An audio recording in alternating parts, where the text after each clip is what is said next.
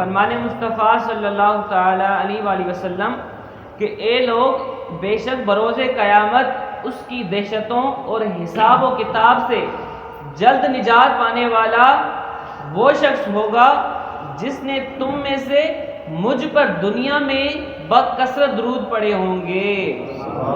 صلو علی الحبیب صلی اللہ تعالی علی محمد صلی اللہ تعالی علیہ وآلہ وسلم۔ حضرت سیدنا عمر بن عبدالعزیز رضی اللہ تعالی عنہ ایک جنازے کے ساتھ قبرستان تشریف لے گئے۔ وہاں ایک قبر کے پاس بیٹھ کر غور و فکر میں ڈوب گئے۔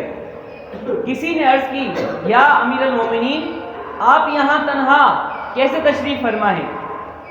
فرمایا، ابھی ایک قبر نے مجھے پکارا اور بلایا، بولی، اے عمر بن عبدالعزیز، مجھ سے کیوں نہیں پوچھتے کہ میں اپنے اندر آنے والے کے ساتھ کیا برتاؤ کرتی ہوں؟ میں نے اس قبر سے کہا، مجھے ضرور بتا۔ وہ کہنے لگی، جب کوئی میرے اندر آتا ہے تو میں اس کا کفن پھاڑ کر جسم کے ٹکڑے ٹکڑے کر ڈالتی ہوں اور اس کا گوشت کھا جاتی ہوں۔ کیا آپ مجھ سے یہ نہ پوچھیں گے کہ میں اس کے جوڑوں کے ساتھ کیا کرتی ہوں؟ میں نے عرض کیا، ضرور بتاؤ۔ تو کہنے لگی، ہتھیلیوں کو کلائیوں سے، گھٹنوں کو پنڈلیوں سے اور پنڈلیوں کو قدموں سے جدا کر دیتی ہوں۔ اللہ اکبر۔ اتنے کہنے کے بعد حضرت سیدنا عمر بن عبدالعزیز ہچکچا کے رونے لگے۔ جب کچھ افاقہ ہوا تو کچھ اس طرح عبرت کے مدنی پھول لوٹے۔ اسلامی بھائیوں، اس دنیا میں ہمیں بہت تھوڑا عرصہ رہنا ہے۔ جو اس دنیا میں سخت گناہگار ہونے کے باوجود صاحب اقتدار ہے، وہ آخرت میں انتہائی ذلیل و خوار ہے۔ اللہ اکبر۔ جو اس جہاں میں مالدار ہے، وہ آخرت میں فقیر ہوگا۔ اس کا جوان بوڑھا ہو جائے گا اور جو زندہ ہے وہ مر جائے گا۔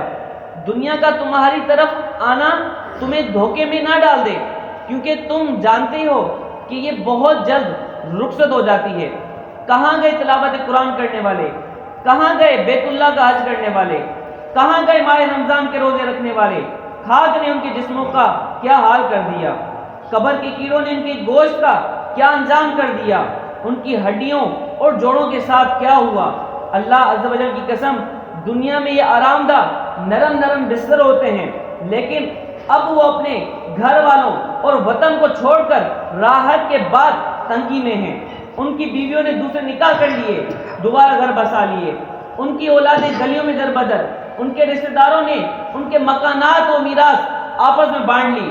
واللہ ان میں کچھ خوش نصیب ہیں جو قبر میں مزے لوٹ رہے ہیں، واللہ بعض قبر میں عذاب کے گرفتار ہیں۔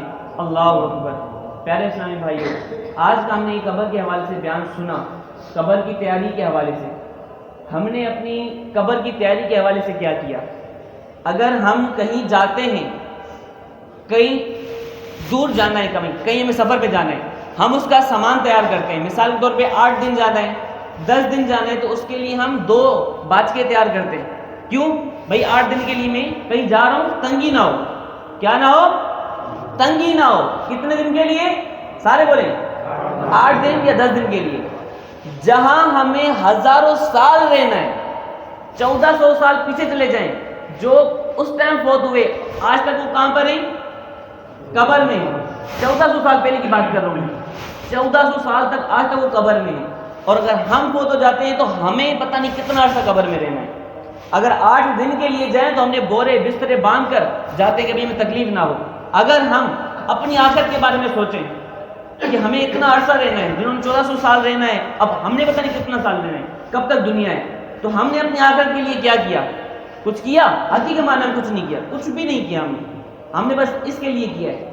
یہ جہاں پہ صحیح مل رہا ہے بھاگو وہاں پہ، پھر حرام ہے حلال ہے بھاگو، بس یہ آنا چاہیے۔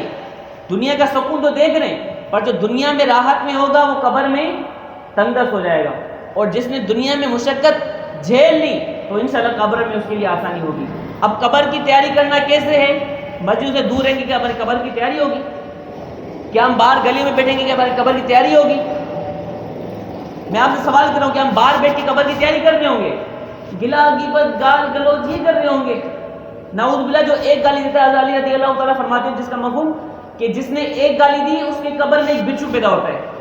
ہم بے شک حضرت علی کو ماننے والے، ہر صحابہ کو ماننے والے، ان کی سیرت پر ہم عمل نہیں کر پاتے. کیوں؟ جنہوں نے جو فرمایا ہم ان کی تعلیمات پر عمل کریں.